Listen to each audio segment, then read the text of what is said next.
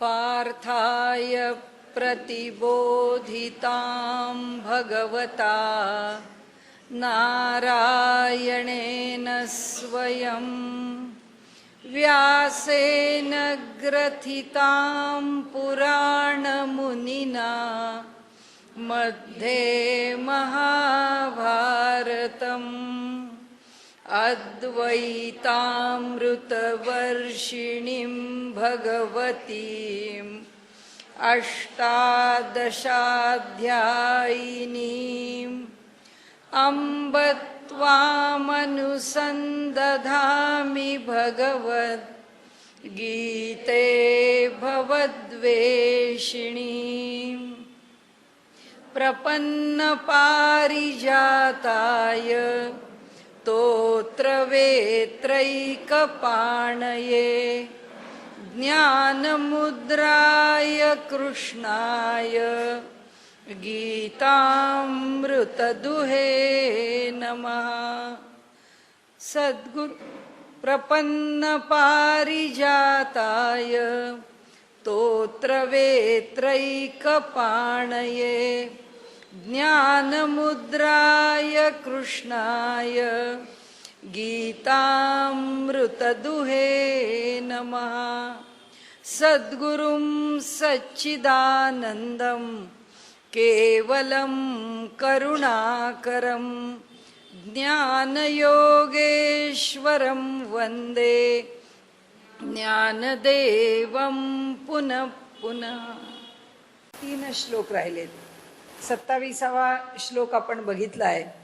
आता 28वा श्लोक आपल्याला घ्यायचा आहे। या संबंध अध्यायामध्ये ज्ञानविज्ञान या संदर्भामध्ये जे जे काही म्हटलेलं आहे त्या सगळ्याचा परामर्श आज हा अध्याय संपला, जे संपेलच तर आपल्याला उद्याला आपण नेहमी ज्याप्रमाणे उजळणी करतो तशी उजळणी करूया। उजळणी करताना जर कुठेही असं वाटलं की ह्यातलं आपल्याला काही कळलं नाही तर आपण फक्त हात वर केला तर चालेल, अशा करता की आपण रेकॉर्डिंग करतोय म्हणून। म्हणजे मग आपण प्रश्न विचारून त्याचं उत्तर घेऊन त्याच्यात रेकॉर्ड झालं किंवा काढलं तरी चालू शकेल। पण ते थोडं असंच आपलं काहीतरी संभाषण सुरू झालं तर अडचणी येईल, कारण आता हे जसं संभाषण काढून टाकावं लागेल। सुरुवात करतो आहे म्हणून आपण आधीच बोललो आहोत, कारण या अध्यायामध्ये जरा तत्त्वज्ञानाचा विषय आहे। ते आपल्याला मूलभूत तत्त्वज्ञान समजावंच, ते आपल्याला पक्क लक्षातच राहावं, याच्याकरता आपल्याला जिथे वाटेल की हे चाललंय हे आपल्याला कळत नाही आहे ताबडतोब आपण सांगा, आपण पुन्हा ते पुढे जाऊ। यातल्या मायानदीचं रूपक आपण काही पुन्हा घेणार नाही, कारण ते आपण दोनदा घेऊन पूर्ण केलेलं आहे। पण बाकीचा जो तत्वपर विषय आहे त्या विषयाचं मात्र आपण विचार करू।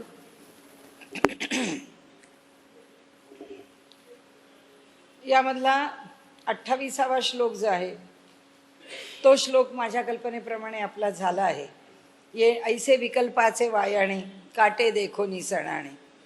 आणि त्यामुळे जो पुरुष द्वंद्वातून मुक्त झालेला आहे तो जो निश्चयपूर्वक माझी उपासना करतो तो मला येऊन मिळतो। आणि त्याच्या ठिकाणी ज्या अडचणी आहेत या मार्गातल्या, साधन मार्गातल्या, त्याच्या स्वतःच्या साधनेमधल्या त्या सगळ्या अडचणी म्हणजे ते जणू काही वाटमारी करणारेच आहेत। आणि त्या सगळ्यांना तो दूर करून तो पुढे निघून येतो। जरा मरण मोक्षाय मामाश्रित्य यतन्तीये ते ब्रह्म तद्विदुः कृत्स्नमध्यात्मं कर्म चाखिलम। जरा मरण मोक्षाय, जरा वृद्धत्व, मरण मृत्यू, मोक्षाय या दोघांचंही निराकरण होण्याकरता, हे दोघेही मोक्ष म्हणजे त्याच्यातून मुक्ती होण्याकरता मामाश्रित्य यतन्तीये, जे माझा आश्रय करून प्रयत्नशील राहतात। म्हणजे ते आधी माझे आश्रित होतात, ते आधी माझा आश्रय करतात। म्हणजे अधिष्ठान काय आहे तर परमात्मा आहे। त्यांच्या कोणत्याही साधनेला, साधना कोणती सांगितली आहे इथे त्यांनी की यतन्तीत ये, त्यांनी भक्ती, त्यांनी योग, कर्म असे शब्द नाही वापरले. यतंतीये, जे प्रयत्न करतात. आणि कशा करता प्रयत्न करतात की त्यांना माहिती आहे की हे जरा आणि मरण या दोन्ही गोष्टी मनुष्याला सहन करणं फार अवघड आहे. मरणाची घडी सुद्धा बिकट आहे. तसंच जे जरा वार्धक्य आहे त्या काळामध्ये रोज एक नवीन त्रास आहे. कितीतरी प्रकारे शारीरिक पातळीवर आहे, मानसिक पातळीवर आहे, बौद्धिक पातळीवर आहे. मनुष्याला आयुष्य पुष्कळ मिळालं आणि जर त्याच्या मेंदूला पुरवठा नाही झाला रक्ताचा, तर असलेलं आयुष्य अगदी टोकाचं म्हणजे अल्झायमर, पूर्ण विस्मरण. आणि त्याच्यापासून खाली उतरत उतरत बुद्धीमध्ये भ्रंश निर्माण होऊ शकतो. म्हणजे आपल्याकडे जेव्हा उपासना करा किंवा ईश्वराधिष्ठित जीवन जगा असं जेव्हा सांगितलंय, तेव्हा या भाकड कथा हे जे सांगितलेलं आहे ते आम्ही मोक्षाला केव्हा जाऊ वगैरे हा भाग आपण सोडून देऊ, त्याचा विचार नाहीच करायचा. मोक्षाकरता आम्ही काय करणार, त्याची इतकी सूक्ष्मता आहे, ती सूक्ष्मता आपल्याला प्राप्त होणार का, त्या पातळीवरती आम्ही जाणार का, त्या पातळीवरून आम्ही ते अनुभवणार का, तरचा विषय. व्यवहारामध्ये आम्हाला सूक्ष्मता येऊ शकत नाही, तर आम्ही पारमार्थिक पातळीवरती सूक्ष्मता किती मिळवणार. म्हणजे साधी गोष्ट असते, समोरच्या माणसाशी आपण बोलतो, समोरच्या माणसाशी आपण व्यवहार करतो, समोरच्या माणसाला काहीतरी देतो, समोरच्याकडून काहीतरी घेतो, हे व्यवहारात रोज चाललेलं असतं.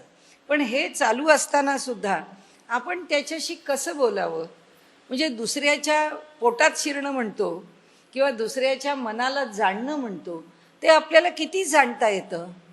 त्याचं कारण असं आहे की आपल्या अंतःकरणाला आपण सूक्ष्मता आणलेली नसते. आपलं अंतःकरण आपण तितकं संवेदनाक्षम केलेलं नसतं, ते सूक्ष्म संवेदनशील नसतं. का नसतं? कारण आपण आत्मकेंद्रित असतो. आपण जितके जास्त आत्मकेंद्रित असतो तितके आपण दुसऱ्याच्या बरोबर व्यवहार करताना आम्ही कमी पडतो. दुसऱ्याबरोबर व्यवहार करताना आम्ही त्याच्याशी सुसंवाद तितका साधू शकत नाही. कारण ज्याचं मन निर्मळ आहे, ज्याचं मन मोकळं आहे, ज्याचं मन कोणत्याही गंड रहित आहे, कॉम्प्लेक्सेस रहित, गंड सुपिरियरिटी आणि इन्फिरियरिटी म्हणजे अहंगंड आणि न्यूनगंड, दोन्ही गंडच आहे. की मनुष्याला अहंकाराचा गंड आहे, मनुष्याला विशेषत्वाचा गंड आहे. गंड म्हणजे कॉम्प्लेक्सेस, या सगळ्या ग्रंथी म्हणजे आम्हाला बांधून ठेवणाऱ्या, आम्हाला त्याच्यात अडकवणाऱ्या. आणि त्यामुळे या ठिकाणी त्यांनी असं म्हटलंय की मनुष्याला मृत्यूचा काळ आला, मनुष्याला वृद्धत्वाचा काळ आला की त्याला सगळं दिसायला लागतं पुढे, की उद्या जर आपल्याला काही झालं तर, हातपाय चालेनासे झाले तर, काही समजेनासं झालं तर, हे सगळं कशाकरता वाटून घ्यायचं. खरं म्हणजे असं आहे की हे वाटण्याच्या ऐवजी उलटच आपल्याला वाटलं पाहिजे, मला होणारच नाही, मला यातलं काहीही होणार नाही, मी शेवटपर्यंत माझं आयुष्य उत्तम प्रकाराने जगेन, हीच तर पॉझिटिव्हिटी आहे. आणि भगवंत म्हणतात हे सगळं तुम्हाला तुमच्या पातळीवर, ज्याला मानसिक धैर्य आहे किंवा आत्मिक बल आहे, जो आतून कणखर आहे, या आतून कणखर असणाऱ्यांच्यामध्ये मतामध्ये कितीही भेद असला तरी सुद्धा शरद पवारांच्या जगण्यावरती मला खूप आश्चर्य आणि त्यांच्या मानसिकतेचं कौतुक वाटतं. काय दुखणं आहे आणि किती प्रकार, आणि प्रत्येक वेळी पाहावा त्यांचा चेहरा वेगळा आहे. काय कापून टाकलेलं असतं कोणाला माहिती, काय त्याची डिफॉर्मिटी काढलेली असते कोणाला माहिती. पण कुठे राजकारणातून बाहेर पडले नाही, कुठे कुठल्याही प्रकारचा स्वतःवरती हे करून घेतलेलं नाही. मानसिकता जशी आहे तशी आहे, डोकं तसंच शाबूत आहे. जे राजकारणाचे खेळ खेळायचे खेळत आहेत, जितक्या ठिकाणी फिरायचे तिथे फिरत आहेत, जे करायचे ते करतात. काही त्यांच्यात फरक पड, ही जे मनोधैर्य आहे ना, प्रत्येकाला फल आहे. आम्ही आमचं मनोबल वाढवलंच पाहिजे. आम्हाला त्यांच्या सगळे गोष्टी पटतात का पटत नाहीत हा भाग नाही. प्रत्येक मनुष्य कोणत्या गुणावर चालतो, त्याचे कोणते गुण आहेत जे घेण्यासारखे आहेत, तसं आहे. इथे त्यांनी जे म्हटलंय की या दोन गोष्टी जर आम्हाला भेडसावू नयेत असं जर आम्हाला वाटत असेल तर भगवंत म्हणतो पहिला माझा आश्रय कर.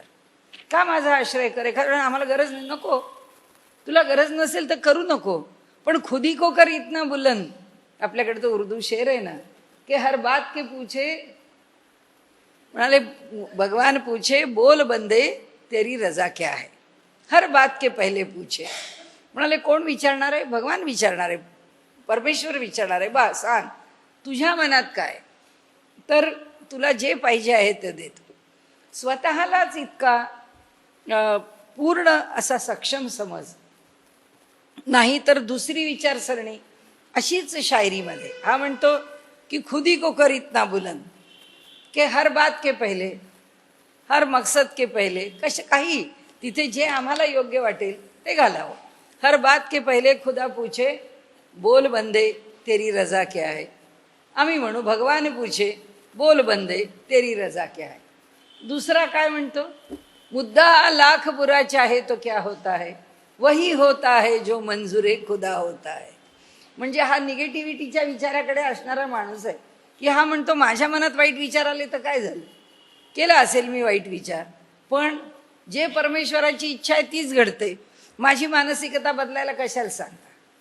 आणि म्हणून मुद्दा लाख बुरा चाहे तो क्या होता है, याच म्हणजे हीच शायरी दुसऱ्या बाजूने पॉझिटिव्हली माणूस कसा घेतो, तो म्हणतो हो माझ्या पुढे माझ्या व्यवसायामध्ये माझ्या आसपास पुष्कळ शत्रू निर्माण होतात आणि ते सगळे शत्रू माझ्या कल्याणापेक्षा माझं अकल्याण चिंततात, मी कशाला काळजी करू.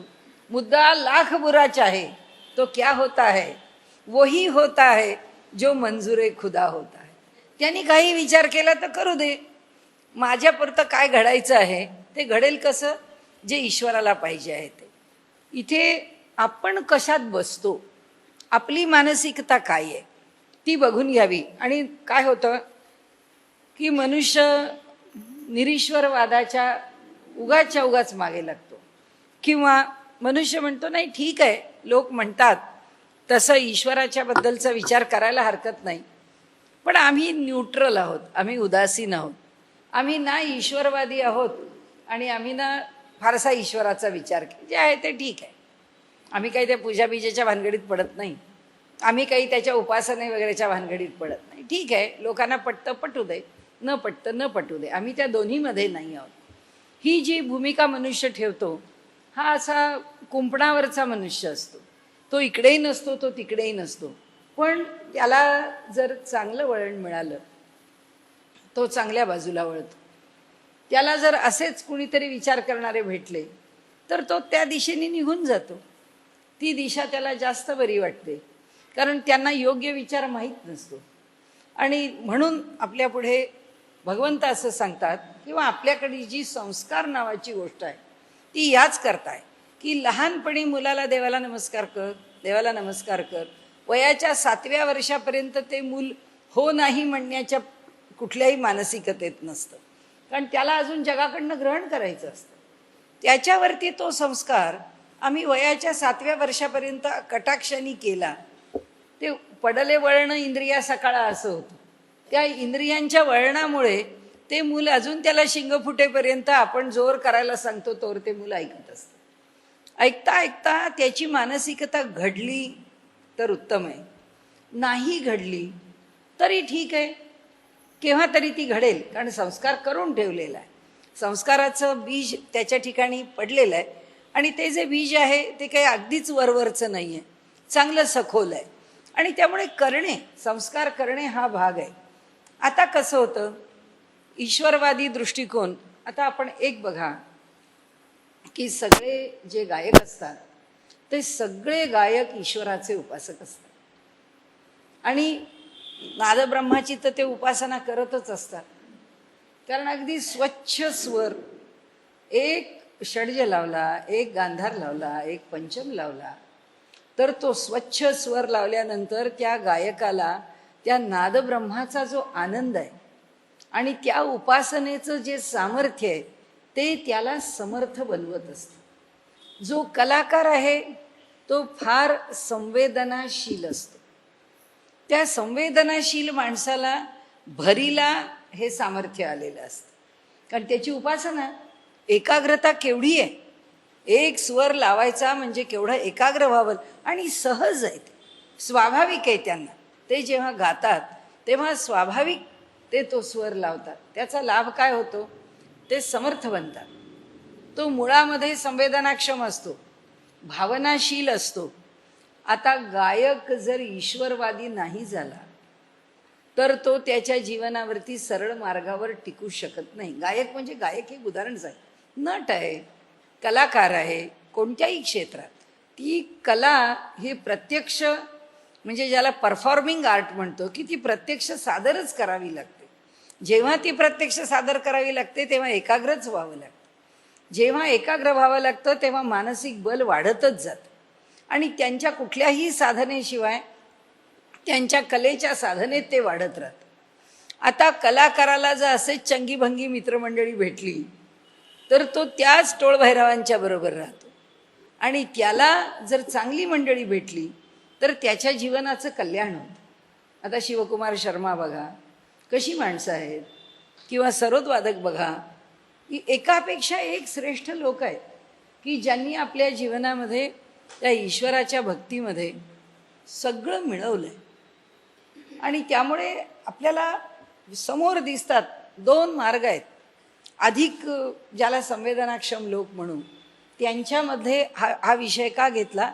कारण त्यांना सामर्थ्य सहज आहे, त्यांची मानसिकता, त्यांचं मनोबल. आपण कलाकार बघा, एकदा झुकले की झुकले, ते दारूत तरी संपतील, नाहीतर ईश्वरवादी तरी होतील काही. आणि म्हणून निष्ठा पहिल्यांदा आपल्याला आपल्या अंतःकरणामध्ये ठेवायची. ईश्वराच्या ठिकाणी एक निष्ठा ठेवून व्यापार करत राहा. पुढे काय व्हायचं असेल होऊ दे, जे घडायचं असेल तसं घडेल.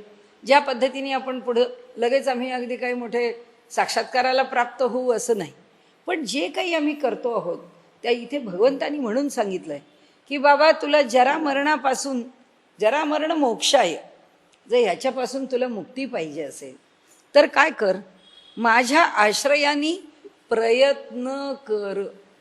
दुसरं काही नाही सांगितलं. भक्ती कर. भगवंत काय हे आहे का, अंधश्रद्धावादी आहे का की कुठल्या तरी एकाच विषयावरती तो आपल्याला काही सांगणार? तर तू प्रयत्नशील राहा. प्रयत्न काय करायचा आहे, तू मोकळा आहेस.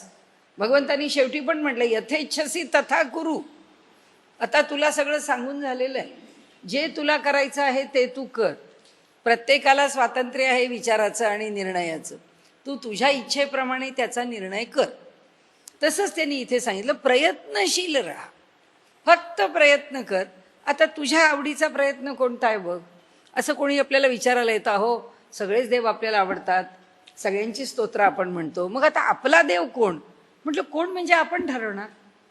शेवटी ज्या एकाची उपासना करायची आहे तो आपल्याला ठरवायचा की आपला कल अधिक कोणाकडे आहे, आपल्याला अधिक कोणती देवता आवडते, त्या देवतेची उपासना आपण करावी.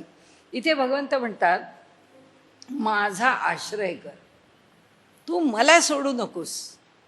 तुला मी साधना करणार आहे, मी उपासना करणार आहे, मी पारायण करतो, मी नामस्मरण करतो, मी अनुष्ठान करतो, उपयोग नाही. कारण त्या सगळ्यामध्ये फक्त अहंकार पुष्ट होतो.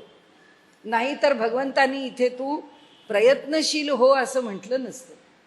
कोणतंही कार्य करत असताना त्याच्या मागे ह्याचं अधिष्ठान तो आहे. म्हणजे एकदा त्याचं नाव घेतलं, एखादं स्तोत्र सुरुवातीला म्हटलं आणि साधनेला बसलो नाही, सगळं जे घडवणं, तुकाराम महाराज म्हणतात तसं, झाडाची ये पानं हाले त्याची सत्ता, साळुंकी बोले मंजुळवाणी, बोलविता धनी वेगळाची. काही आम्ही करत नाही, जे करतो ते तो करतो, जे घडतं ते त्याच्या कृपेने घडतं, जे पूर्णत्वाला जातं ते त्याच्या कृपेने जातं.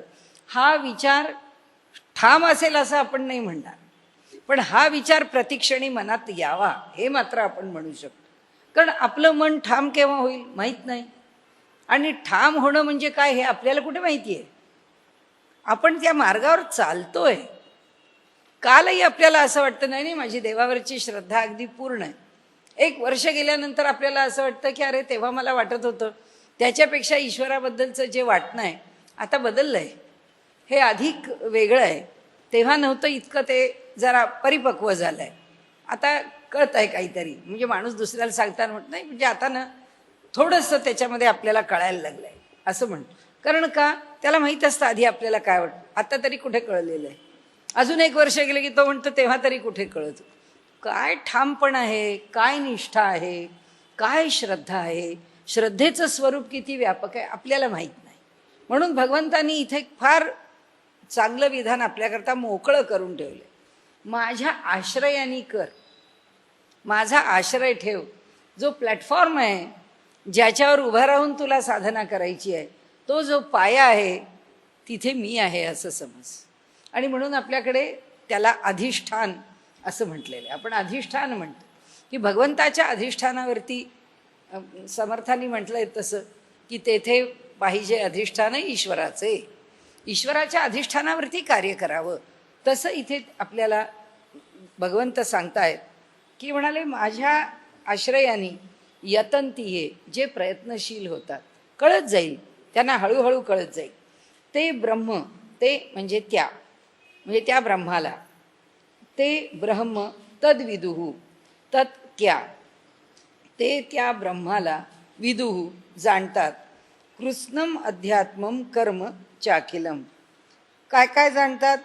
कृत्स्न सर्व, काय अध्यात्मम म्हणजे सर्व प्रकारे अधि आत्म, अध्यात्म आत्म्याच्या आश्रयाने असलेला जेवढा जेवढा विषय आहे तेवढा सगळा विषय ते जाणतात. आणि कर्मच्या अखिलम, कर्म आणि अध्यात्म दोन्हीही अखिल म्हणजे सर्व काही ते जाणतात. म्हणजे अध्यात्मही जाणतात आणि कर्मही जाणतात. म्हणजे पुन्हा काय सांगितलं की व्यवहारामध्ये आम्ही थोडं अध्यात्माच्या मार्गाला लागलो की लोक म्हणतात बघा आता लागलो आपण त्या मार्गाला. नाही तर कुठे चौकशी करता की पैशाची इन्व्हेस्टमेंट कशी करायची, किती करायची, ह्याच्यामध्ये व्याज जास्त मिळेल का, त्याच्यामध्ये मिळेल, ते म्युच्युअल फंडात टाकावेत का फिक्स डिपॉझिटला टाकावे का शेअर्समध्ये गुंतवावेत, काय करावं, ह्याची आता चौकशी आपल्याला काय करायची आहे. आता आपण अध्यात्माच्या मार्गाला, भगवंत नाही म्हणत असं. भगवंत म्हणतात व्यवहारात आहेस, व्यवहारातलं कर्म आहे ते कर्म पण चोख कर. ते कर्म पण तुला सगळं समजलं पाहिजे की हे का, म्हणून आता आपल्याला काय करायचं असं म्हणायचं कारण काय. समजा आपले काही लाखो रुपये आपण गुंतवले, त्या लाखो रुपयांचं आपण काही लाख रुपये व्याज घेतलं आणि ते व्याज जर 1 लाख मिळायचं असेल त्याच्याऐवजी जर 3 लाख मिळालं तर काय नको आहे का. ते प्रपंचाला वापरा असं कुणी सांगितलं. तुझ्या प्रपंचाला लाखभर पुरे आहे, वरचे 2 लाख कर ना समाज कल्याण, कर ना हिताचं काहीतरी. ते म्हणतात कर्म करताना ते कर्म सजगपणाने केलंच पाहिजे. त्या कर्माला काय अर्थ आहे. जसं आपल्याकडे म्हटलंय अगदी वयाच्या 90 वर्षाचा मनुष्य असला, आता काय त्या फिक्स डिपॉझिटचं वर्षभराचं ठेव, अहो आता महिन्यात 2 महिने 4 महिन्याचं करावं, पुन्हा कंटिन्यू करायचं असलं का, करू दे ना. त्याला जर ते सगळं त्यांनी योजना व्यवस्थित केली आहे तर त्या त्या कालाप्रमाणे मिळणारं जर व्याज अधिक आहे तर ते का नाही घ्यायचं, का नाही करायचं. ते म्हणतात कर्म कर्माच्या ठिकाणी श्रेष्ठच आहे आणि ते कर्म योग्य प्रकाराने करणं हे आपलं कामच आहे. ते सुद्धा आम्ही जर योग्य प्रकाराने नाही केलं तरी सुद्धा पापच आहे. आम्हाला पुष्कळ पैसे, काय त्या पैशाचं घेऊन करायचं आहे, काही योजना केली काय नाही केली काय, असं नाही. जे आहे त्याची योजना योग्यच पाहिजे. आता आमच्या कॉलनीच्या जवळ एका कॉलनीमध्ये एका मोठ्या कोकणातल्या नेत्यांचं घर, लहान लहान मुलं, तेव्हा तर अगदीच लहान होती, 8 वर्षाची 10 वर्षाची अशी ती मुलं तिथे दिवाळीत राहायला जेव्हा असायची तेव्हा रोज 50,000चे फटाके एका संध्याकाळी 2 तासामध्ये उडवायची. अरे दिवाळीचे फटाके 50,000चे उडवायची काय आवश्यक, उडवा, श्रीमंत आहात, 1000चे उडवा, 2000.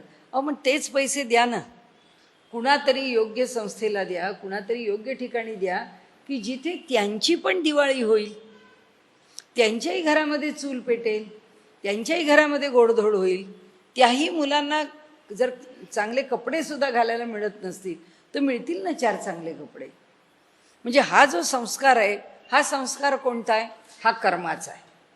की व्यवहारातलं जे कर्म आहे ते कर्म आमच्याकडून चांगलं घडावं हे भगवंतानी सांगितलंय. ते म्हणतात की तो पूर्ण जाणतो, कर्म काय आहे हे जाणतो. आता गंमत कशी आहे बघा की जो कर्म जाणतो तो म्हणतो आम्ही हॉस्पिटलमध्ये जाऊ, आम्ही तिथल्या पेशंटकरता काहीतरी करू. दुसरा म्हणेल मी दुसऱ्या प्रकारचं सोशल वर्क करीन, की कुणी अंध आहेत त्या अंधांच्या संस्थेमध्ये जाऊन त्यांच्याकरता काम करीन. तिसरा म्हणेल मी आणखीन समाजाकरता काही वेगळं काम करीन. आम्ही पुष्कळ समाजकार्य करतो, पण आम्हाला देवकार्य करायला काही आवडत. असं तुम्ही जे म्हणता असं धर्मबिर्म आणि देवन हे आम्हाला आवडत नाही आणि आम्ही ते करणार नाही. हे पण एकांगी आहे. म्हणजे फक्त कर्म जाणलं आणि कर्माच्या अधिष्ठानावरती तो राहिला, कर्म हेच त्यांनी अधिष्ठान मानलं, तर कर्माचं अधिष्ठान सुद्धा मनुष्याचं जीवन पूर्ण करू शकत नाही. तसंच ईश्वराचं अधिष्ठान स्वीकारलं आणि एकांगी ईश्वरी अधिष्ठानात अडकला तरी सुद्धा त्याचं ईश्वरी अधिष्ठान पुरं होऊ शकत नाही. तो काय ब्रह्मचर्याश्रमामधून संन्यासाश्रमात गेलाय आणि ह्या सगळ्यांना सोडून, म्हणजे ब्रह्मचर्याश्रमात सुद्धा आणि संन्यासाश्रमात सुद्धा सगळ्यांना सोडून काही हिमालयात राहिलाय? नाही. जोपर्यंत समाजात आहे आणि जोपर्यंत समाजामधून जर का तो अग्नीचं वरती शिजलेलं अन्न जर भिक्षा म्हणून घेत असेल संन्यासी, त्याचा समाजाशी संबंधच आहे. आणि जर समाजाशी संबंध आहे तर कर्माशी संबंध आहे. जसा कर्माशी संबंध आहे तसाच अध्यात्माशी संबंध. अध्यात्म आणि कर्म यातलं काहीही सुटत नाही. जर अध्यात्म आम्ही करतो, आम्हाला त्या प्रपंचाचं काय म्हणजे तुम्ही घरात राहता, एका कुटुंबात जन्माला आला, त्या कुटुंबाची काही कर्तव्य आहेत, त्या कुटुंबाच्या आपल्याकडनं अपेक्षा आहेत, काही गरजा आहेत, आम्हाला त्या पुऱ्या केल्याच पाहिजे. म्हणून ते सांगतात इथे गीताकार म्हणजे योगयोगेश्वर श्रीकृष्ण ते म्हणतात की त्यालाच अध्यात्म, माझं स्वरूप म्हणजे ते म्हणतात ब्रह्माचं स्वरूप आणि व्यवहारात वागतानाचं कर्म सगळं काही त्याला समजतं, की जो ह्या दोन्हीलाही जाणून घेतो. आणि ह्या दोन्हीलाही जाणलंच पाहिजे. कशालाही कमी आणि कशालाही जास्त असं वजन देता येत नाही आणि ते तसं असत पण नाही. त्याचं कारण असं की नुसतं अध्यात्मामध्ये हिंडणारा मनुष्य हा व्यवहारामध्ये पोकळ ठरतो.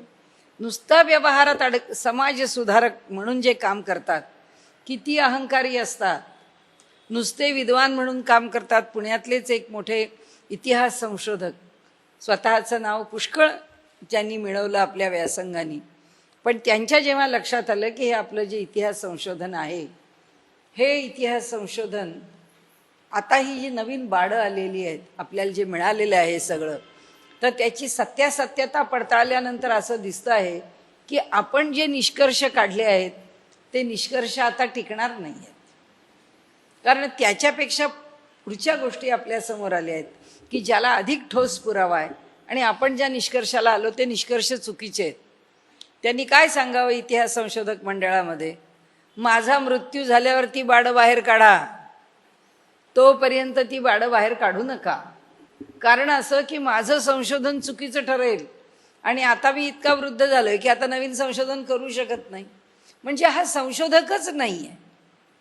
संशोधक मी काय संशोधन केलं याच्यावर उभा राहिलेला नाही आहे, त्याला त्या विषयाची सत्यता पाहिजे. जसं नोबेल प्राईजच्या मागच्या कथा म्हणजे पडद्याच्या मागच्या गोष्टी जास्त रंजक आहेत. कोण कुणाला पळवतो, कोण शास्त्रज्ञाकडनं कोण खेचतो, कोण त्याचा लिलाव करतो, कसलं नोबेल प्राईज.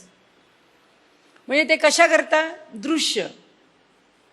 त्याच्या मागच्या भूमिका काय, त्याच्या मागची भूमिका विज्ञानामध्ये संशोधन केलं आहे, संशोधनात जीवन व्यतीत केलं आहे आणि म्हणून त्याला काही पारितोषिक मिळालं आहे.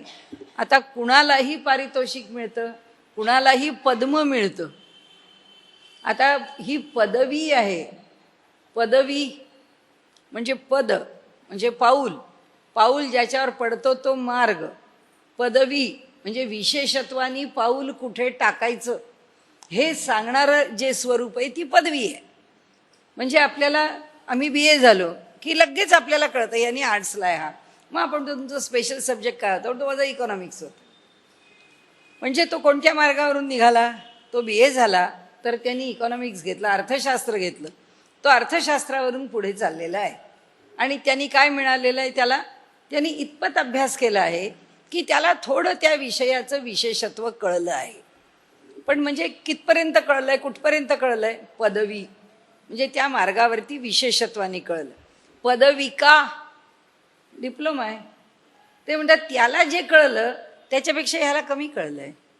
ती पदविका आहे, म्हणजे तो त्याच्यात जास्त तयार आहे. मग मुलं म्हणतात अहो इंजिनिअरिंगचा डिप्लोमा पॉलिटेक्निकमध्ये केला, आता आम्ही डिग्री घेऊ. डिग्री म्हणजे पदवी घेऊ. आता पोस्ट ग्रॅज्युएशन म्हणजे पदव्युत्तर शिक्षण, त्याच्यापेक्षा पुढे जाणारा मार्ग तो स्वीकारतो.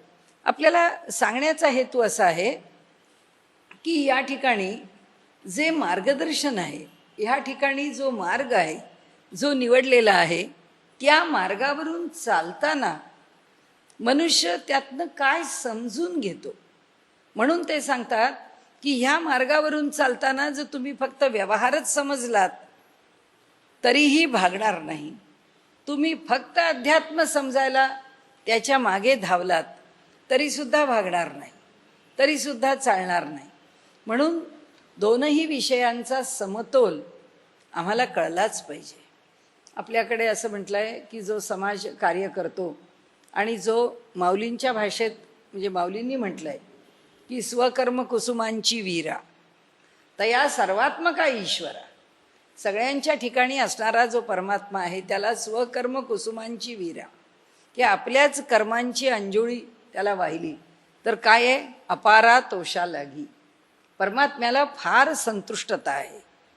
पण त्यांनी काय म्हटलं आहे, मी कर्म केलं आहे आणि ते ईश्वराच्या चरणावर समर्पित केलं आहे. समाजकार्य करणारा पहिल्यांदा माणूस म्हणतो मी ईश्वर वगैरे मानत नाही, मी फक्त समाज मानतो, मी माझं कार्य मानतो. स्वतःला अहंकाराने पुष्ट करतो. त्याला गती काय? त्याला गती अज्ञानाची. तो अज्ञानातून अज्ञानाकडे प्रवास करतो. भगवंतानी हे पुन्हा पुन्हा, हे कशाच्यावर आधारित आहे? ईशावास्य उपनिषद. सगळ्या उपनिषदांच्या सुरुवातीला भगवंतानी सांगितलं अविद्यया मृत्युम तीर्त्वा विद्यया अमृतम अश्नुते.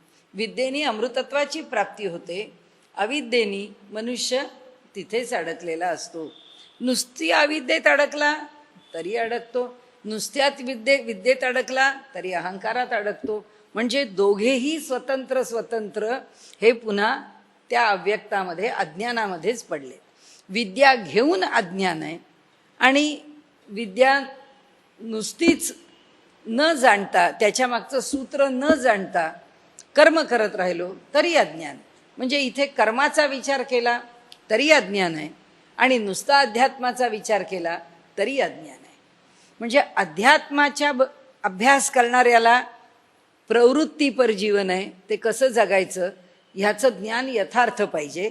जो प्रवृत्तीपर जीवन अधिक प्रकर्षाने जगतो आहे त्याला अध्यात्माचं पाठबळ पाहिजे. म्हणून त्यांनी काय सांगितलं, अधिष्ठान माझं ईश्वराचं, आस्तिक बुद्धीचं, त्या अधिष्ठानावर तुम्ही कशाचाही प्रकर्ष करा. अध्यात्म मार्गाच्या प्रकर्षाने जा किंवा प्रवृत्ती मार्गाच्या प्रकर्षाने, दोन्ही ठिकाणी तुम्ही कोणत्याही मार्गाने गेलात तरी तुम्हाला जो पाया आहे किंवा अधिष्ठान आहे तो परमात्मा आहे. म्हणजे सगळ्यात महत्त्वाचा शब्द इथे काय असेल तर माझा आश्रय, हे महत्त्वाचं. ईश्वराच्या आश्रयाने कर्म करावं, ईश्वराच्या आश्रयाने अध्यात्म करावं. नाहीतर अध्यात्मामध्ये अध्यात्म बाजूला राहतं आणि ह्याचंच अध्यात्माचं कर्मकांड वाढत जातं.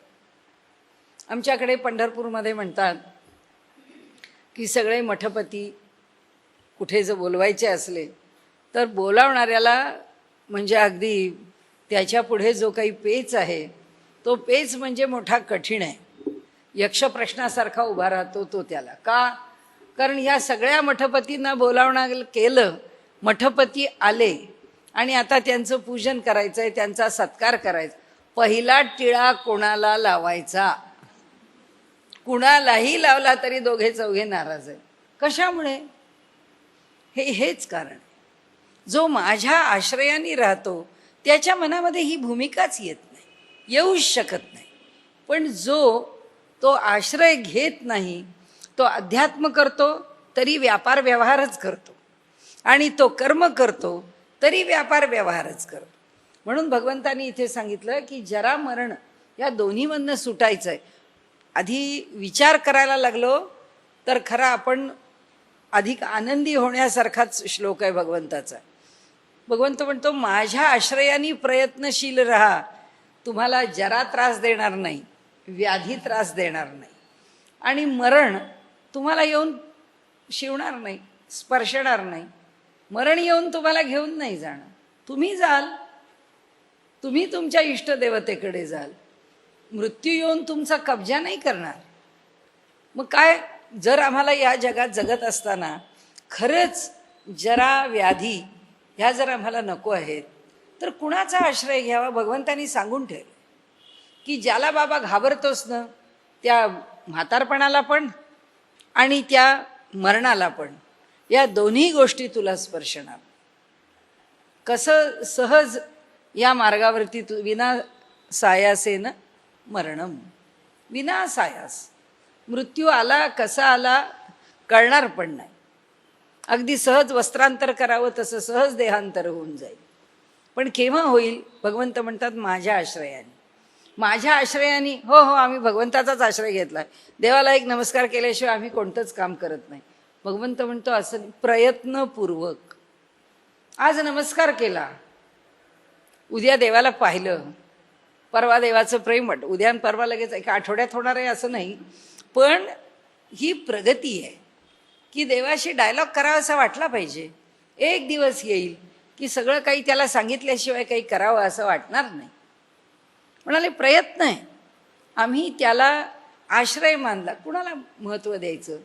आश्रयाला महत्त्व द्यायचं, अध्यात्माला महत्त्व द्यायचं का कर्माला? 3 गोष्टी सांगितल्या आहेत त्यांनी इथे. माझा आश्रय करा, अध्यात्म करा, कर्म करा. आम्हाला कर्मप्रधानता आहे. पांडुरंग शास्त्री आठवले आणि माझे सद्गुरू अनंतराव आठवले, या दोघांच्या वयामध्ये फक्त 20 दिवसाचा फरक. ते वयाने माझे गुरु आहेत अनंतराव आठवले, ते 20 दिवसांनी पांडुरंग शास्त्रींपेक्षा मोठे होते. आणि शास्त्रीजी त्यामुळे त्यांना आपला मोठा भाऊ म्हणायचे आणि लहान भावासारखे खूप लढीवाळपणे वागायचे. आले दोघे भेटले की अगदी त्यांच्या जवळ बसून त्यांच्या खांद्यावर डोकं ठेवून मला गोष्ट सांगा असं म्हणायचे. मग गोष्ट सांगा म्हणजे त्यांनी कीर्तन करायचं त्यांच्याकरता बसल्या बसल्या, आणि मग कोणतं आख्यान सांगू असं ते विचारायचं. मग त्यांना बसल्या बसल्या ते आख्यान ऐकवायचे आणि ते आख्यान ऐकायचे. तर जेव्हा त्यांनी संन्यास घ्यायचं ठरवलं अनंतरावांनी, तेव्हा पांडुरंग शास्त्री म्हणाले, अहो कशाला संन्यास घेता, तुमची गरज समाजाला आहे, तुम्ही समाज सोडून संन्यास घेऊ नका. त्यांच्या पत्नी होत्या पांडुरंग शास्त्रींच्या, त्या म्हणाल्या, अहो तुम्ही 1000 लोक असल्याशिवाय बसू शकत नाही, तुमचा श्वासच 1000 लोकात घेतला जातो आणि ते हिमालयात एकटे बसलेले असतात. दोघांच्या वृत्तीतच फरक आहे. तुम्ही संन्यास घेऊच शकणार नाही आणि ते लोकांच्यामध्ये मनुष्य संग्रहामध्ये रमूच शकणार नाही. ही प्रवृत्ती आहे. आपली प्रवृत्ती काय आहे ही आपण समजून घ्यायची की आपली प्रवृत्ती अधिक आध्यात्मिक आहे का? कधी कधी असं पण असतं की आपली प्रवृत्ती असते की नाही माहीत नाही, पण ते अध्यात्मनं आपल्याला किंवा ती साधना किंवा आपल्या जीवनाचा मार्ग आपल्याला जेव्हा कळत नसतो किंवा मिळत नसतो तेव्हा भगवंत बरोबर देत असतो. म्हणजे आपल्याला असं वाटतं सगळे मौज मजा करतात, छान इकडे तिकडे एन्जॉय करतात, पार्ट्या करतात, ट्रिप्स जातात, आपण पण तसंच करावं. तो जेव्हा ह्या जीवनामध्ये पडायचा प्रयत्न करतो आणि आयुष्यात ईट ड्रिंक अँड बी मेरी, खा प्या मजा करा, ह्या चंगळवादाकडे त्यालाही वाटतं आपण त्याच्यात रमावं. तो जेव्हा जेव्हा ह्याच्यात रमण्याचा प्रयत्न करतो तेव्हा तेव्हा ती गोष्ट त्याच्यासमोर जशी आनंददायी व्हायला पाहिजे तशी होत नाही. त्याच्या त्या प्रत्येक गोष्टीत कोणता तरी अडथळा येतो. तो म्हणतो काय आपल्या नशीबच असं की कोणती गोष्ट करायला गेलो चांगल्या आनंदाने ती काही आनंदाने पार पडत नाही. त्याचा असा आपण चुकीचा संदेश घेऊ नये, रॉंग मेसेज घेऊ नये, आपण राईट मेसेज घ्यावा की याचा अर्थ असा की ईश्वर म्हणतो हे काम तुझ्याकरता नाही, तू ह्यात पडू नको, तुझा हा मार्ग नाही आहे. तो आम्हाला ओळखायला पाहिजे. मग आम्ही कोणता मार्ग स्वीकारावा, आम्ही कोणत्या मार्गाने जावं, ते आमचं आम्ही ठरवायला लागेल. आणि मग आम्हाला जर कळला नाही तर आम्हाला तो मार्ग मिळेल. आम्ही जर ठरवून टाकलं की नाही, एखाद्याला असं वाटलं की नाही आपण फक्त चांगली ईश्वराची साधना कर, नको हे सगळं प्रपंचातलं काही, नको या जबाबदाऱ्या, पण ईश्वराला त्याला त्या मार्गात रमवायचं नसतं. तो त्याच्या आयुष्यात एकानंतर एक काही ना काही जबाबदाऱ्या टाकत राहतो. तो म्हणतो ह्या कधी जबाबदाऱ्यांमधनं मी बाहेर पडू, आणि मी बाहेर पडून आता पुन्हा ईश्वराच्या मार्गाला कधी लागू. दगदगणे नाही, त्याचा नकारात्मक विचार नाही. याचा अर्थ असा दिसतो की ईश्वर म्हणतो की जीवनात किंवा प्रपंचात कर्म करत या जबाबदाऱ्या पार पडणं किंवा पार पाडणं हे तुझं काम आहे. मग आपण समजायचं की कर्माचा मार्ग आपला आहे. मग कर्म मार्ग अधिक आहे, आपला अध्यात्म मार्ग त्याच्या पार्श्वभूमीवर आहे. पण कोणताही मार्ग स्वीकारला तरी त्याचं अधिष्ठान मात्र परमात्माचं आहे, त्याचं अधिष्ठान तोच आहे. ह्यातलं प्रत्येक कर्म करताना मी अधिक चांगलं कर्म कसं करू, मी अधिक चांगलं कर्म कसं करेन, मनुष्याच्या ठिकाणी ते सगळं कर्म तशा स्वरूपामध्ये आहे. आता साधी गोष्ट तुम्हाला कालची सांगते. मीच खूप अशी भारावून गेले. आपला दासबोध असतो दर मंगळवारी रुक्मिणीताई साठ्यांकडे. तिथे पद्माताई पूर्वीच्या जोगळेकर म्हणजे आताच्या त्या पद्मा तळवलकर प्रसिद्ध गायिका आहेत. त्या येतात, अनेक वेळा येतात. त्यांना जेव्हा वेळ मिळेल तेव्हा येतात. मध्ये ह्या आता बरेच दिवस त्या येऊ नाही शकल्या, अडचण होती काही. परवा आल्या पुन्हा, कालच म्हणजे मंगळवार कालच होता. त्या मला म्हणाल्या, अहो कल्याणीताई आम्ही येतो आणि तुम्ही आम्हाला इथे ऐकण्याचा आनंद देता. म्हणाले मी सांगू का तुम्हाला, ह्या आपल्या क्लासमध्ये आम्ही अवघे 51 लोक असतो. म्हणाले मी तुमच्या क्लासमध्ये म्हणजे आपल्या क्लासमध्ये मी एके दिवशी तुमच्याकरता गाणं करणार आहे. केवढा मोठा कलाकार, त्यांना बाहेर बिदागी 1,00,000 न 2,00,000. इथे आम्ही काय देणार त्यांना, किंवा त्या कशाला मागणार, त्या मागण्याकरता आणि कार्यक्रमाकरता नाही. पण हे जे अंतःकरण आहे ना, कर्मच आहे. पण त्या कर्माच्या मागे अध्यात्माचं जेव्हा अधिष्ठान आहे तेव्हा त्या अध्यात्माचं अधिष्ठान एक वेगळी कृतज्ञता बुद्धीची संवेदना क्षमता देत. नुसती कृतज्ञता बुद्धी नाही देत, त्याची संवेदना देत. त्याची जी संवेदना आहे ती माणसाला फार पुढे जाऊन स्पर्शते. गीताकार इथे आपल्याला सांगतात की बाबा एवढी त्रयी लक्षात ठेव, तुला जायला लागेल कधी कर्माच्या मार्गाने, तुला जायला लागेल कधी अध्यात्माच्या मार्गाने, माहीत नाही. तुझ्याच घरातली 2 माणसं आहेत. साधं समर्थांच्या जीवनातलं उदाहरण घेतलं तरी श्रेष्ठांनी उत्तम प्रपंच केला आणि समर्थांनी उत्तम वैराग्य सांभाळलं. 2 भावंड आहेत, पण 2 भावांच्या मध्ये प्रकृतीमध्ये पूर्ण अंतर आहे, पूर्ण अंतर आहे दोघांचं जीवन. मग आईवडिलांनी म्हणावं की बाबा हा बरा होता, श्रेष्ठांनी बरं केलं, सगळं घरदार सांभाळलं, यांनी काय. असं नाही आईवडील म्हणाले, असं नाही घडलं. वडिलांना बिचाऱ्यांना बघण्याचा प्रश्नच आला नाही काही. पण आई दीर्घकाल होती, मुलांची प्रगती तिने पाहिली, पुष्कळ गोष्टी पाहिल्या. सांगण्याचा हेतू असा आहे की कुणाला काय मिळालं, कुणाला काय करावं लागलं याचं दुःख किंवा त्यात कमी किंवा जास्त असं माणसांनी कधीच मानणं. अहो आमचा जन्म काय, आम्ही काय करणार, आम्ही काय देवाचं नाव घेणार, आम्ही आमच्या आयुष्यामध्ये लाखोली पोळ्यांची वाई लाटत राहिलो, जन्मभर पोळ्या लाटल्या, 1,00,000 पोळ्या तर सहज लाटल्या असतील. त्याला आमचं आयुष्य फुकट का फुकट गेलं. 1,00,000 पोळ्या लाटणं कर्माची केवढी तपश्चर्या आहे, सोपं नाही आहे. एक कर्म सातत्याने करत राहणं सोपी गोष्ट नाहीच आहे. मी आपल्याला सांगते, मी याला गेलो होते, मी बेळगावला एका व्याख्यानाला. ती एक व्याख्यानमाला अशीच एका बाईनी, गृहिणी म्हणजे किती सामान्य गृहिणी, अगदी परिस्थिती बेताची, म्हणजे अगदी हिंगांच्या डब्यांमधून संसार करणारी बाई. घरामध्ये मोठे डबे, पत्र्याचे डबे, कुठल्या तरी कुणाच्याकडे औषधाचे येवो नाहीतर आणखीन कशाचे येवो, त्या रॉकेलचे डबे, पत्र्याच्या डब्यावर संस्कार, अगदी अगदी बेताचा. पण मनामध्ये आपण जे म्हणतो ना अध्यात्माचा पाया आहे, त्या अध्यात्माच्या पायावर जीवन. त्यांना वाटत असे की मला काही 4 चांगल्या गोष्टी स्फुरतात, लोकांना कळल्या पाहिजेत. त्यामुळे त्या बेळगावमध्ये आमच्या उषाताई गोगट्यांकडे, म्हणजे माइन्सवाले गोगटे आहेत ना, त्यांच्याकडे गेल्या. त्यांना म्हणाल्या, अहो उषाताई मला असं वाटतं की आमच्या इथल्या बायकांकरता काहीतरी चांगलं ऐकायला मिळावं, आपण एक व्याख्यानमाला सुरू करूया. ते म्हणाले तुम्ही सांगाल तसं. तसं त्या बाईंनी व्याख्यानमाला सुरू केली. आज बेळगावमध्ये ती व्याख्यानमाला लोक 1000-1500 येतात. एकदा त्या व्याख्यानमालेला बोलावलं होतं त्यांनी, एक वेगळा स्वतंत्र विषय घेतला होता. त्यावेळी शेषन होते, त्यावेळी अशोक जैन होते आणि मला बोलावलं होतं. असे 3 दिवसाची व्याख्यानं होती. 2 दिवसाची त्या मोठ्या मंडळींची झाली. शेवटी 3ऱ्या दिवशी माझं व्याख्यान झालं. महिला आणि हा असा काही विषय होता तो. तर ती एक गुजराती मुलगी होती, लहान होती, 25-26 वर्षाची. ती आली आणि रडायला लागली येऊन. म्हटलं बापरे, आता या व्याख्यानामध्ये आपण काय बोललो आणि ते नेमकं तिला काय लागणारं होतं काय कळायला मार्ग नाही. कारण कुणाला तरी एखाद्या गोष्टीचं मार्मिकपणे लागतं एखाद्या माणसाला. म्हटलं तिला म्हटलं, अगं बाळ, काय झालं तुला, तू का रडतीयस, काय माझं बोलण्यात चुकलं का, किंवा मी बोलले ते तुला लागलं का? नाही नाही म्हणाली, आज मला पहिल्यांदा कळलं की सगळ्या माझ्या मैत्रिणी म्हणतात आम्ही बघ कशा बाहेर पडतो, तू बाहेरच पडत नाहीस. तू आणि तुझा संसार एके संसार एवढंच आहे, ह्याच्याशिवाय तू दुसरं काहीच करत नाहीस. तर म्हणाली, आज मला कळलं की मी गृहिणी आहे हे मोठं भूषण आहे आणि मी जे करती आहे गृहिणी राहून प्रपंच, ही सुद्धा त्यांच्या बाहेरच्या करिअरपेक्षा सुद्धा मोठी करिअर आहे. मी म्हटलं चला, आपलं काही चुकलं नाही. सांगण्याचा हेतू असा आहे, कोणतंही कर्म माणसाने कधीही कनिष्ठ मानूच नये. भगवंतानी त्याच्या ईश्वराचं अधिष्ठान जितकं पक्कं, तितकं प्रत्येक कर्माच्या विषयीचा आपला म्हणजे आदर अधिक सुदृढ आहे. कोणतंही, दादा हे काम मी कशाला करू, आल्यावर कोणीतरी बघेल, नाही, करून टाकू ना, हे काम आपलं नाही आहे. संस्थेमध्ये सुद्धा सह्याचं काम मी करीन किंवा काही मानाचं काम असेल ते मी करीन, बाकी सतरंजा उचलायची कामं करावीत इतरांनी.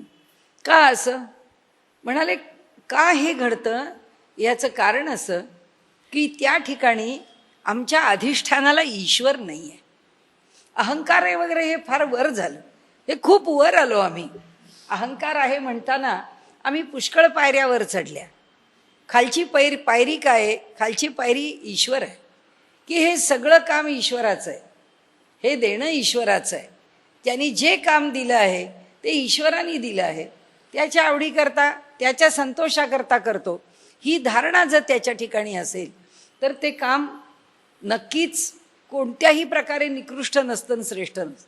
कुणाला वाटतं अध्यात्माचं काम श्रेष्ठ आहे?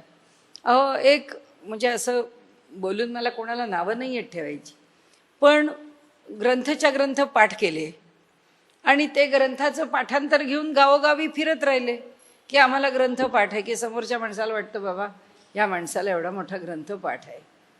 मग माणूस श्रद्धेने त्याची सेवा करतो, त्याचं आदर सत्कार करतो. जेवढं आपल्या पानात पडलं आहे किंवा जे आपल्याला मिळालं आहे आपल्या बुद्धीमुळे, त्याचं किती भांडवल करायचं. आम्ही जर असं भांडवल करत राहिलो तर ते अध्यात्म आहे का? ते अध्यात्म नाही आहे. आणि जर अशी भांडवलं करत आम्ही राहिलो तर आमच्या गाठीशी आम्ही काय मिळवलं? काही मिळवलं नाही. आणि म्हणून त्यांनी सांगितलं की ईश्वर त्याच्या पायावर असला, म्हणजे त्याचा पाया ईश्वराचा आहे, त्याचं अधिष्ठान ईश्वराचं आहे, तर तो प्रत्येक कर्माचा विचार करतो की ह्या कर्माचं मी किती भांडवल करायचं, किती एक्सप्लॉयटेशन किती करायचं आहे का नाही करायचं आहे. मग त्याचा विचार बदल. म्हणजे आमच्यामध्ये उद्धरेत आत्मनात्मानं न आत्मानं अवसादयेत, आत्मैव आत्मनो बंधुर आत्मैव रिपुर आत्मना. आम्हालाच जर आमचा उद्धार करायचा आहे तर आम्हाला सेल्फ ॲनालिसिसच केलं पाहिजे, आम्हाला आत्मपरीक्षणच केलं पाहिजे. आणि आत्मपरीक्षणाकरता सुद्धा आमच्या ठिकाणी जोपर्यंत आस्तिक भाव अधिक संवेदनशील होत नाही तोपर्यंत आम्हाला कळत नाही आम्ही चुकतोय का, आम्ही बरोबर आहे. त्यामुळे भगवंतानी इथे आपल्याला जे सांगितलं, एरवी तरी पार्था जन्ममरणाची निमे कथा, ऐसी या प्रयत्ना ते आस्था विये जयांची. म्हणाले एरवी तरी पार्था, आता सगळं वर सांगून झालं. म्हणाले जन्ममरणाची निमे कथा, म्हणाले हे इथे जन्ममरण हे प्रत्येकाला आहेच, तिथे ती कथा संपते. अशा प्रयत्नांची संपावी की नको, ते जन्ममरण नको, त्याकरता प्रयत्न करण्यामध्ये आस्था आहे.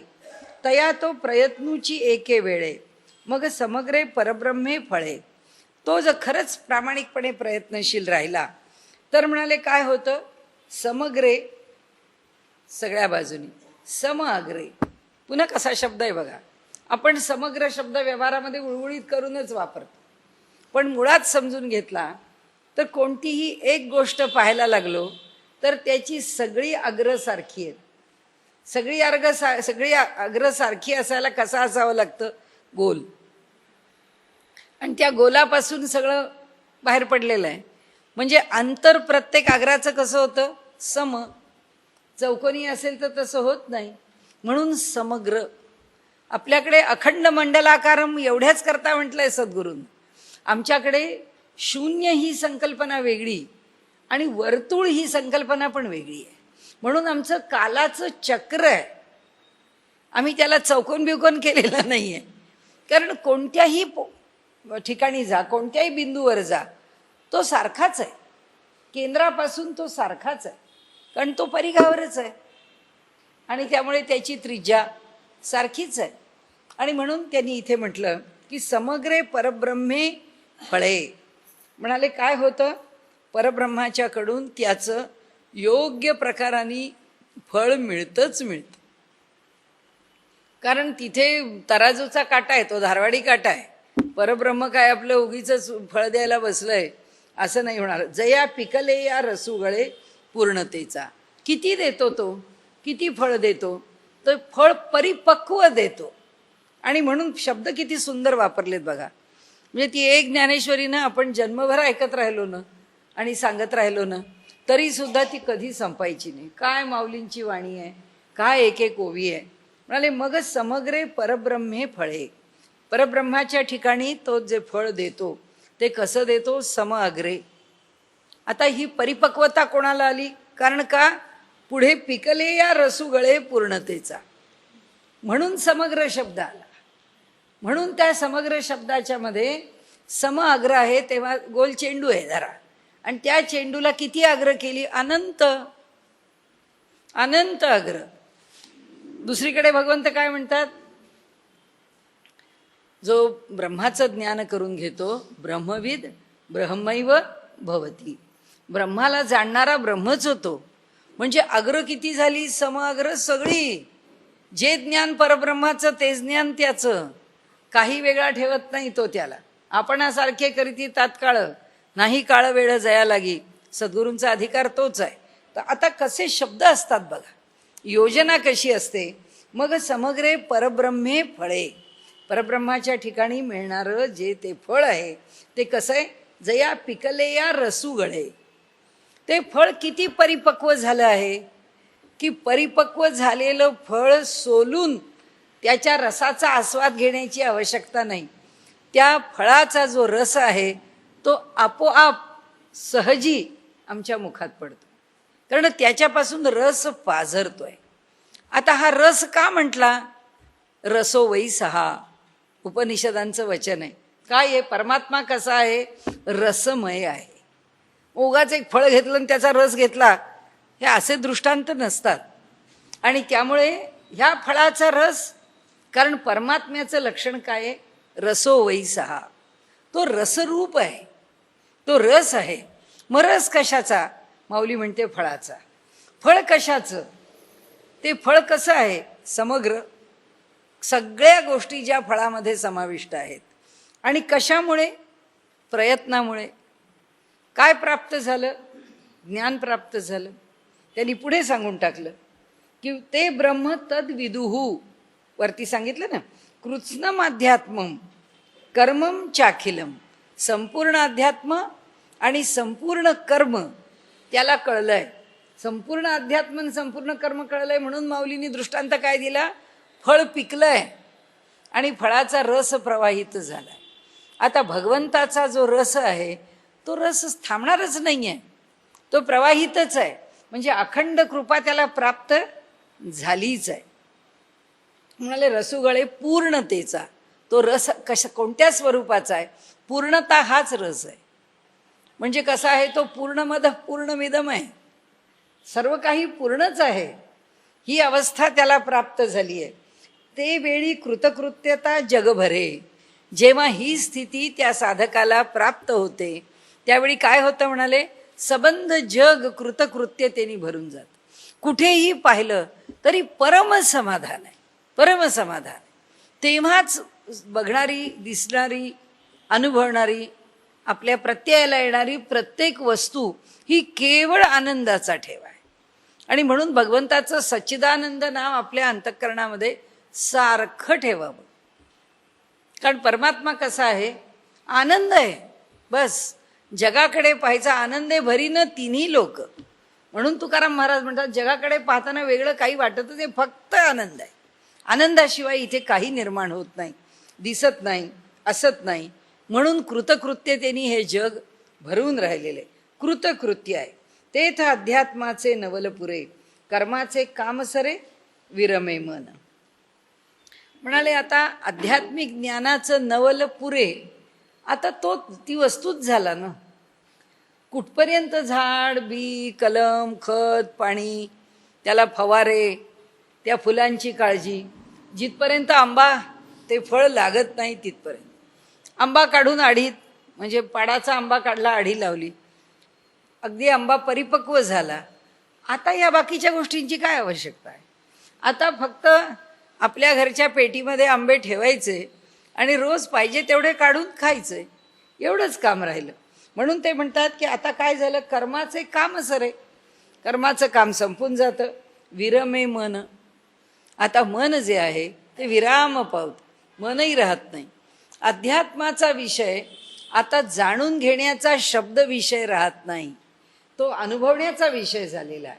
आणि म्हणून ते म्हणतात की ऐसा अध्यात्म लाभतया, असा अध्यात्माचा लाभ होतो कुणाला, कर्म करत असला तरी सुद्धा त्याला, आणि अध्यात्मामध्ये रमला असला तरीही त्याला. आणि कशामुळे, तर मी ह्या अधिष्ठानामुळे, मी त्याचं अधिष्ठान आहे, माझ्या अधिष्ठानावर कार्य करतोय. होय गा धनंजया, भांडवल जया उद्यमी मी. त्याचं भांडवल कोण आहे, त्याच्या व्यापाराचं भांडवल. उद्यम म्हणजे व्यापार, त्याचं उद्यमामध्ये भांडवल कोण आहे, मी आहे. जोपर्यंत माझं भांडवल तो जवळ ठेवत नाही, ह्याचा किती पुरेपूर अर्थ समजून कोणी घेतलाय, व्यापाऱ्यांनी. व्यापाऱ्यांच्या प्रत्येक धंद्यामध्ये व्यंकटेशाला पार्टनर केलेला असतं. फार मोठा पार्टनर कोणी करत नाहीये, एक पैशाचा, कारण केवढा द्यावा लागेल व्यंकटेशाला पैसा, पण त्याला पार्टनर केलाय. कारण माझ्या उद्योगामध्ये तो आहे म्हणजे माझा उद्योग यशस्वी होणारच आहे. मग काय हुंडीत टाकीन, बाकीच्याची मी चांगला अनुभव घेईन. म्हणाले भांडवल जया उद्यमी मी, तया ते साम्याची ये वाढी, ऐक्याची सांदे कुळवाडी, तेथ भेदाची या दुबळवाडी नेणीशी येतो. तया ते साम्याची ये वाढी, त्याचं अंतःकरण साम्यावस्थेला आलेलं असतं. अंतःकरण, त्रिगुण संपले, त्रिगुणाचा व्यापार संपला. हे जो त्रिगुणांचा व्यापार आहे तो काय करतो, तारतम्य आहे.